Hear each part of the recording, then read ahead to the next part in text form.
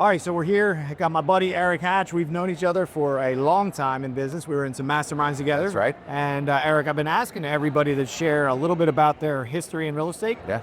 And what led you to RealBroker. So 20 years in the industry, which is pretty wild. I was a part-time agent, and then I was a part-time agent that joined a team. Okay. And then I was a solo agent, and then I started a team, and then the team collapsed, and then I rebuilt the team, and then I was selling 150 homes a year while on that team. Okay. And then my team finally started to sell more than I did. Then my daughter was born 11 years ago, and so I got out of production. Okay. And for 11 years now, I've been out of production. But I went from, and I've always had two jobs, Matt.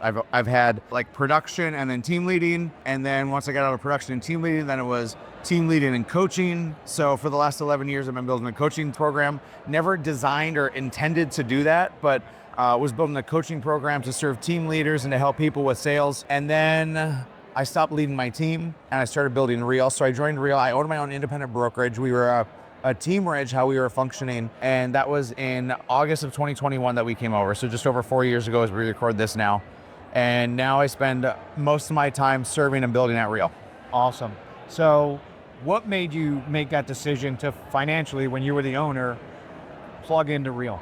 Yeah, we weren't paying anybody. I own the brokerage. So I had to say, does this financially make sense? And it made sense for me because when I saw revenue share and when I saw stock opportunities, I'm like, I'm gonna win.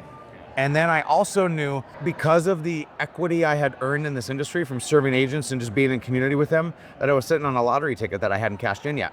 And so Real provided that opportunity for me, but that wasn't enough for me to go because if my agents lost, then I couldn't do it. Right. And so I had to say, well, how is this great for my agents? And I believed then and I believe now in the future of the stock. I was chatting with a guy who's 26 years old today, makes $150,000 a year. And I said, hey, do you own any real estate? He's been in real estate for 5 years, and I'd expect the answer to be yes. His answer was no, he doesn't. The guy's not investing. He's making $150K a year, and he's not investing in real estate. He's not setting himself up. And I looked at my whole team. There was a whole bunch of those guys making $150,000 a year and not setting themselves up for financial success. And so I tell my kids who are 9 and 11, I'm like, hey, you got to eat your vegetables, even though they don't want to.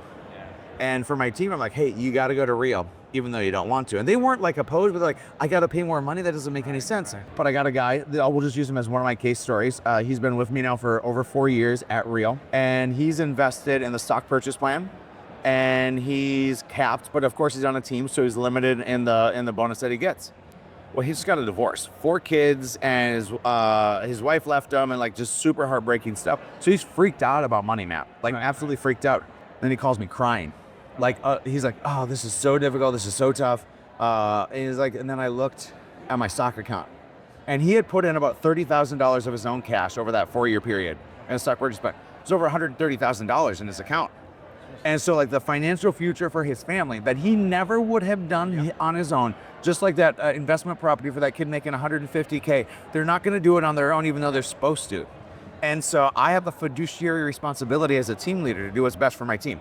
It's all I'm going to do. I was like, hey, I got to set them up for success. Yep. Are they winning? Yeah, no, they need to win. And I have to make sure they're in the right environment. And Real checked all those boxes. So all these people who followed me over, and I didn't lose a single one. All the agents that came with me are now so much farther ahead financially while paying more to a company. Remember, we were independent and only paying me as a team, and now they're paying a brokerage and a team. Awesome. Last question I've asked everybody, Real's model. In the agent community, who is it a fit for? Is there anybody that you see it's not a fit for? Yeah, I think if you are a new agent, I think you're gonna have a hard time. There's 3 types of models. There's independent, you find your own way. There's interdependent, which means you get some resources, some things, and the splits reflect that.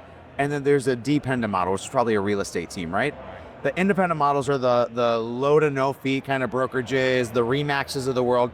And Real, if you don't dive in, will feel like this. Right? It's a high split that the agents are going to retain.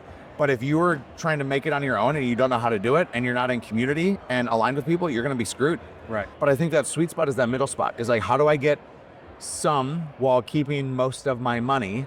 And Real actually has you keep all your money, especially if you're an elite agent, you get paid back, right? So if you're a new agent, I don't think Real is for you, unless you put yourself in community or join a team. Yep. I would also say no douche nuggets, please. I'm not interested in people who are wanting to aggressively recruit people and are interested in like only them winning. It's got to be win-win or it doesn't make sense. Absolutely, I agree. No douche nuggets, yeah. Yeah. You're the second person that said no. Another one said no D-bags. Okay, yeah, no, yeah, D-bags, douche nuggets, all the same. All right. Thanks again, buddy. Yeah, bro. Appreciate it.